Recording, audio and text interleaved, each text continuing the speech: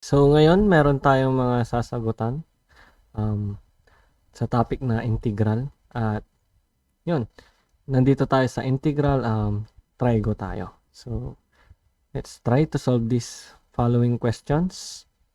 So number 1 tayo. We have integral of cosine squared x, sine squared x dx. Yan. So solve natin siya. So dito sa pagsosolve ng ganito, mga problems, kapag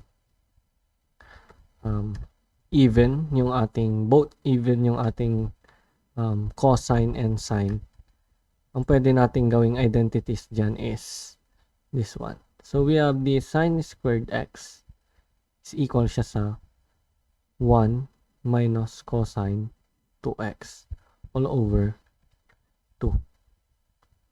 So yan. At yung cosine naman natin, we have cosine squared x is equal siya sa 1 minus, plus naman siya ngayon, cosine 2x all over 2. Ayan. So, meron na tayo nung mga identities. Ngayon, isa-substitute lang natin yan ngayon. So, the cosine, so ito siya, papalitan ko siya ng 1 plus cosine 2x. So, we have 1 plus cosine 2x all over 2. Yan. So, pinalitan lang natin si cosine squared x. So, ganun din si sine squared x. Papalitan din natin siya ng 1 minus cosine 2x all over 2. Then, dx. So, after nyan, pwede na natin siyang ipag-multiply. So, we have this 1/4. So, ito, 1/4, di ba? 2 times 2. 1/2 times 1/2. So, pwede ko nang ilabas yan kasi constant naman. So, 1/4. And then, let's multiply this one, ito, at saka ito. So, that is sum in difference. So, that will become 1 minus cosine squared 2x. Uy, even na naman yan ah. So, papalitan ulit natin yan into this one. Pero, ngayon is 2x na siya. So, mangyari ngayon is magiging na siyang yung cosine squared 2x is equal na siya ngayon sa 1 plus cosine 4x. Yan. All over 2. So, yan. And then, we can solve. Taas lang natin to. Yan. So, yan yung ipanalit natin. So, this will become 1/4. Then, 1 minus 1 all over 2 plus cosine 4x all over 2 dx. Ayan. So, meron pa tayong integral. Ayan. So, pwede ko tong pag-subtractin, no? So, 1 minus 1/2. So, mangyari dyan is 1/4 integral of 1/2. And then, negative times cosine 4x all over 2. So, that is minus cosine 4x all over 2 dx. Which is, ito naman is, pwede na nating integral, no? So, our answer will become 1/4 multiply 2. So, madadagdagan lang yun ng x. So, 1/2 x minus dito naman is 1/2. And then, integral of cosine 4x. So, that is only sine 4x, di ba? Yan. Pero, meron pa tayong neutralizing factor na 4. That is 1/4. Then, I think okay naman na yan. So, plus C. So, pwede na natin tong i-multiply lahat. So, our final answer will become 1/4 times 1/2. So, that will become 1 all over 8x. Then, 1/4 times 1/2 times 1/4. So, ilan lahat yun?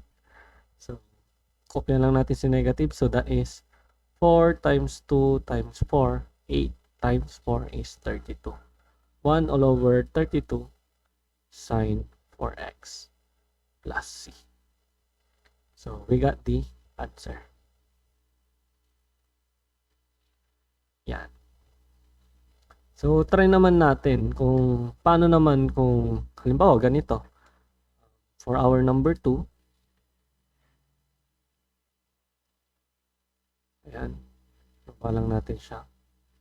So, for our number 2, we have this cosine cube x and then sine raised to 4x dx. So, this one, ang kaso naman dito is ganito, tandaan nyo to, no? So, kapag yung cosine natin or yung sine natin is add, no? Add yung isa sa kanila. So, ang posible natin gawin dyan is ihiwalay yung sa may add, add and positive yung kanilang power. So, this one, check natin yan, no? Raised to 3 or raised to 4. So, dito sa, sa may cosine kasi, meron tayong raised to 3 or that is an odd number. So, ibig sabihin, pwede natin siyang ihihiwalay natin yung isang cosine dyan. So, paano ang mangyari kapag ganyan, no? Kapag add. So, ihiwalay natin yung isang cosine. So, ang mangyari is cosine squared x. Yan, then sine raised to 4x. Then, yung hiniwalay natin, we have this cosine x dx. So, anong mapapansin nyo? So, itong sine, di ba? Kapag dinerivative natin si sine, or nilet u natin siya, ang derivative niya is si cosine x dx. So, meron na tayo nung du niya. Ayan. Pero, ano yung gagawin natin dito sa may cosine squared x? Ang gagawin natin dyan is, gagamit tayo ng Pythagorean identities. We have the sine squared. We have the sine squared x plus cosine squared x is equal to 1. Pero, ano yung kailangan natin? Ang kailangan natin dyan is si cosine. So, since kailangan natin si cosine, so we will have cosine squared x is equal to 1 minus sine squared x. Then, sipalit natin siya. So, we will have this integral of, yan, palitan natin siya. We will now have 1 minus cosine squared x. Then, si sine. And then, yung nakaabang na du. Yan. So, cosine x dx. So, kapag nag-let u tayo, oh, wait lang. This should be sine. Yan. So, kapag ang nag-let u na tayo ngayon, let u natin si sine x. So, ang derivative niyan will be cosine x dx. So, we can now substitute this. We'll have this one. 1 minus sine x natin is u. So, this is u squared. Then, this is u raised to 4. Then, du. Ayan. Then, we can now expand lang to. So, integral of u raised to 4 du minus integral of u raised to 6 du. So, we can now have the answer. Yan. 1/5 u raised to 5 minus 1 all over 7 u raised to 7 plus c. Ibalik lang natin siya sa kanyang yung value ni u.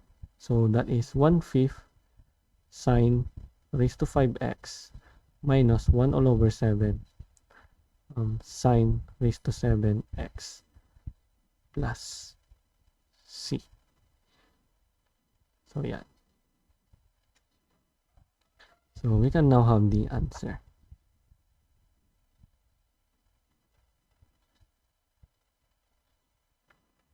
So sige, dun tayo sa next number.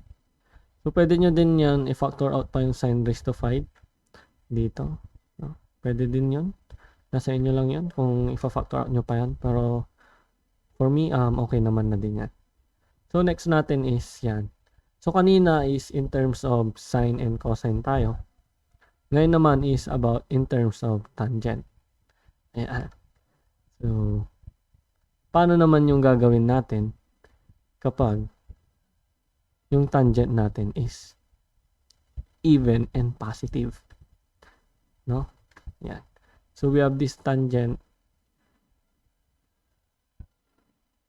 No? We have this tangent, integral of tangent raised to 6 3x dx.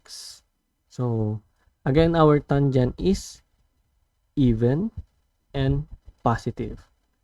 So, let's try to solve. Ang technique dito, guys, kapag magsasolve kayo ng ganito, na yung tangent natin is even, dapat ang iaabang natin is secant squared. Yan, secant squared 3x. Yan yung iaabang natin. So, dito, ang gagawin natin is, hiwalay natin yung isa. So, we have this tangent. Dalawa nito. No? So, magiging na siyang raised to 4, 3x. And then, we have tangent squared 3x dx. Yan. So, ngayon, i-identities natin to. Ano ba ang identities ng tangent tsaka secant? So, we have this secant squared 3x is equal siya sa tangent squared 3x plus 1. Yan. Kung gusto natin si tangent squared 3x, then we will have this tangent squared 3x is equal siya sa secant squared 3x minus 1. So, transpose lang natin si 1 doon. Ayan. So, now, pwede na natin siyang palitan. Equal siya ngayon sa tangent raised to 4 3x. Yan. And then, palitan natin to. We have secant squared 3x minus 1 dx. So, napapansin nyo ba? So, ito, multiply natin siya dito. And then, nakaabang na yung tangent. No? Na ito na yung kanyang dx. Kasi ang integral ng integral ng secant squared 3x is tangent. Which is ito nga, may tangent na tayo dyan. So, mag-u subs na lang tayo dyan mamaya. So, equal siya ngayon sa to. So, tangent raised to 4 3x. And then secant squared 3x dx. Yan, minus integral of tangent raised to 4 3x dx. Ayan. So, this time, pwede na tayo ditong mag-u subs, di ba? So, let nyo lang natin si tangent 3x. du natin is secant squared 3x times 3. So, since may times 3 tayo dyan, meron tayong neutralizing factor na 1/3. So, dito, pwede na natin yung masolve. So, equal siya sa 1/3 yung neutralizing factor natin. And then, no, from raised to 4 siya, magiging na siya ngayong tangent raised to 5 3x. And then, wag natin kalimutan yung over nito. So, that is 1/5. Ayan. So, minus, dito naman tayo sa kabila. So, maghiwalay ulit ako ng dalawa. No? So, tangent squared 3x, then tangent squared 3x dx. So, ulitin lang natin to. So, equal siya ngayon sa, this is 1 all over 15. Ayan. And then, tangent squared 3x. Ayan. So, identities. So, that is secant squared 3x minus 1. Then dx. So again, multiply mo lang yan. So we will have this 1 all over 15 tangent raised to 5 3x. So negative times tangent times doon. So that is negative tangent squared 3x secant squared 3x dx. So integral. And then itong negative, ito guys, be cautious kayo dito, no? Itong negative na to is minumultiply niya yan dyan, tsaka dito. So ibig sabihin dito, from negative times negative 1, so magiging siyang, ano? So that is becomes positive 1 or positive, and then copy natin to. So tangent squared 3x dx. Yan. So dito, pwede na natin itong masolve. 1 all over 15 tangent raised to 5 3x. So pwede na ulit tayong ano dyan, no? So that is negative. Ano yung neutralizing factor natin? That is 1/3. And then yung sasagot natin, that is tangent cube raised to 3x. No? Tangent cube 3x. Then huwag natin kalimutan yung kanyang exponent, 1/3. So, may 1 all over 3 pa tayo dito. Yan. Plus, again, gagawin natin is identities. So, we have secant squared 3x minus 1 dx. Yan. So, pwede na natin itong makuha yung sagot. 1 all over 15 tangent raised to 5 3x minus 1 all over 9 tangent cube 3x plus, so this one is madali lang, no? Integral of secant squared 3x, that is 1/3 kasi yung neutralizing factor niya, then si tangent 3x, and then integral of negative 1 dx, that is negative x plus c. So, ganyan mag-solve ng even na tangent, no? Kapag yung tangent natin is meron siyang power na even. So, i-add nyo to sa mga inyong baon, guys, para kung magsasolve kayo is kayang-kaya nyo mag-solve ng mga integral na trigo. So, next natin to. So, paano naman kung yung ating tangent is odd number? Ayan. So, papansin nyo, this tangent is an odd, raised to 3 siya, no? And this one is, yeah. So, sa may tangent lang naman din tayo titingin. Basta yung magkasama itong secant tsaka si tangent. So, titingin tayo sa may tangent. Since that is add, ano? Kapag add siya, ang iaabang naman natin is ito. Ito ang iabang natin. So, secant x, tangent x yung iabang natin. Or kung ano man yung dito niya, sa may loob ng ating trigo. So, kailangan natin, basta ang kailangan natin dyan is, iabang natin is yung secant x, tangent x. So, since dito, madali lang din to, guys. Ilabas lang natin yung isang tangent tsaka isang secant dito sa ating equation. So, we will have this. We have tangent. Bawasan ko to ng isa. So, from cube, maging na siyang squared 2t. And then this one, secant squared 2t. Ayan. And then yung mga inilabas natin. So, we have this one.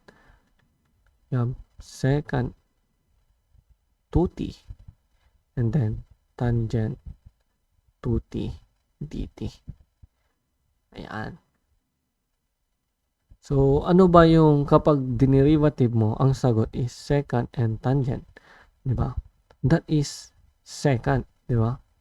So, nakaabang na yung ating du mamaya. Pero, be cautious kasi may 2t tayo dito. So, may neutralizing factor yan. Mamaya na 2 or 1/2 yung neutralizing factor natin. So, identities muna tayo dito. So, kailangan natin palitan ito in terms of second. No? So, again, our trigo, but our identities is secant squared 2t is equal siya sa tangent squared 2t plus 1. Ayan. So, ipalit lang natin siya dito sa ating trigo. I mean, dito sa ating problem. So, we will have this. Kailangan natin siya into second. So, transpose lang natin tong 1 dito. So, that will become, direct ko na lang sulat dito. So, we will have this. Second squared 2t minus 1. Then, second squared 2t. And then, second 2t tangent 2t dt. Yan. And then, i-multiply lang natin lahat yan. So, we will have this integral of, so, squared, tapos dito ay squared din. So, that will become raised to 4. And then, yung nakaabang na,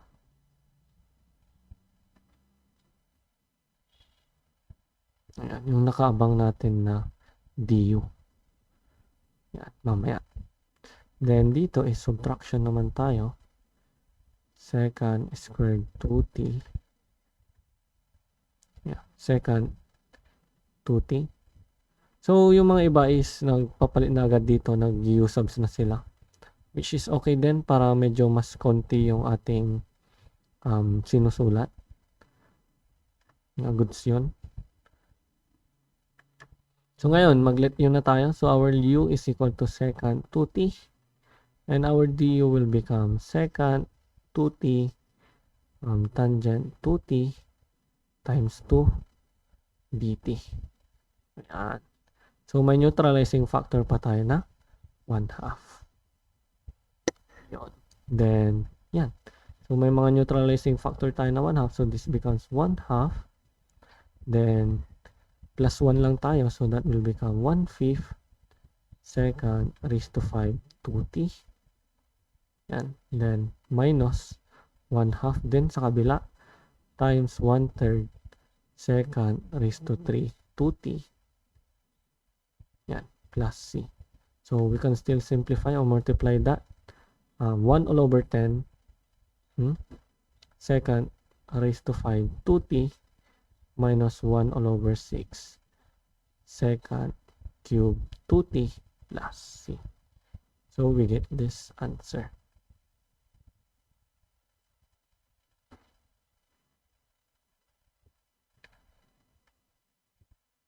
So, okay. Next number na tayo. So, and for our last, this sample sa ating trigo, no?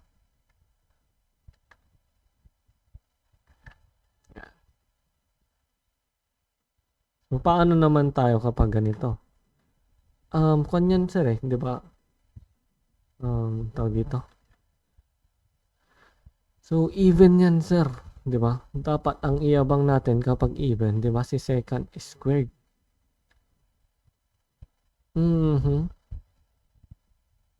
Yeah, pwede naman. So, babawasan natin siya. Pero, what if merong mas better way? So, another way na pwede nyong gawin sa pagsosolve ng trigo, no? Is, ibalik nyo siya in terms of sine and cosine. No? Pwede nyo din siyang ganun na isolve. So, halimbawa dito, we have, ibabalik mo lang siya sa, yun, in terms of sine and cosine. So, we have the tangent x. Ano bang identities ni tangent x in terms of sine and cosine? That is equal to sine x all over cosine x. How about secant naman, no? How about 1 all over secant x? So, yan. Kaya kailangan nyo din kabisaduhin yung ating mga identities. Pero meron dyang way, no? Para mas madali ninyong matandaan, no? Yung 21, makaka-21 identities kayo agad kapag meron kayo ng hexagon identities natin na makikita nyo dito. Yan, picture. So, yan. Pwede nyo yung matutunan, pwede nyo yung pag-aralan para at least makabisado nyo agad yung 21 identities gamit lamang yan. So, sige. This is cosine x. So, kung kailangan mo ng squared dito, so, gawin mo lang squared dito. Squared, squared, squared. Kung kailangan mo raise to 5, then raise to 5 mo to, raise to 5 mo to. So, yan. Palitan natin siya. Pero bago ko siya palitan, para mas makita nyo is, hatiin ko muna siya, no? Hatiin ko muna siya. So, we will have this tangent squared x, and then see 1 all over secant raised to 5 x dx. Yan. So, pwede ko na siyang palitan. So, we will have this secant squared x all over cosine squared x. And then, palitan ko naman to ng cosine raised to 5x dx. Uy, may makakancel. So, pwede ko itong i-cancel. Mababawasan to ng 2. So, magiging raised to 3 na siya ngayon. So, our new equation will become sine squared x cosine cube x dx. Now, it's time to decide na naman. It's time to decide. So, meron tayong add na cosine, no? And positive power, no? Yung power ng ating cosine, which is this one. Ano yung power niya? Raised to 3. That is an odd number. And also, that is a positive, no? Positive and odd. So, ang gagawin natin is hihiwalay lang natin yung isa na cosine. So, that becomes sine squared x cosine squared x. Yung hiniwalay natin na isa, yung cosine x dx. So, yan. Pwede na nating i-identities ulit si cosine squared para nakaabang si sine, no? So, habang nagsusolve ka nito, dapat medyo kabisado nyo na din yung ating identities. Alam ko na that is 1 minus sine squared x. Yan. Then, cosine x dx. So, we can multiply or sige, mag-let u tayo. Let u natin si sine x. Du natin is si cosine x dx. So, this will become u squared minus 1 minus u squared du. Yan. So, yan. Para maiksi yung isulat natin. So, pwedeng ganon. So, that is u squared du minus u raised to 4 du. Yan. Then, this will become 1/3 u cube minus 1 all over 5 u raised to 5 plus c. So, going back lang sa ating equation, that is 1/3.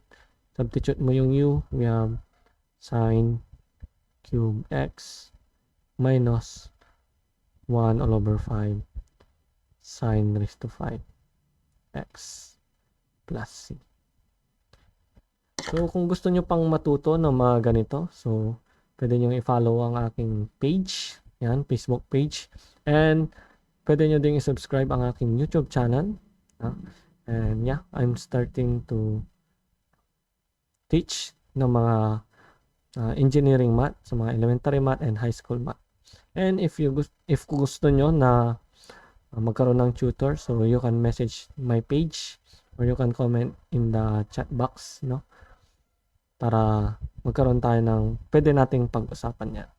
So, hanggang dyan na muna ang ating pag-aaralan dito sa integral about sa trigo.